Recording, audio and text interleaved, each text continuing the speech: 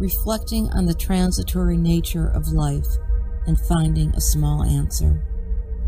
At the restorative yoga class for cancer patients, I try to be present to this body, but only gain a vague sense of betrayal. Pose, Warrior One, arms wide open, lifted like arrows, legs straddle an abyss. Open your heart, the instructor chants.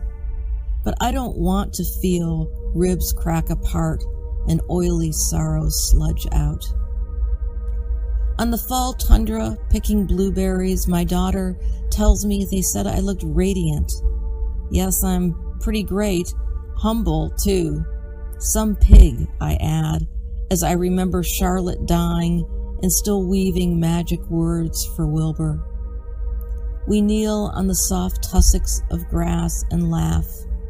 I hold tight to the plastic bucket and drop in another ripe purple berry.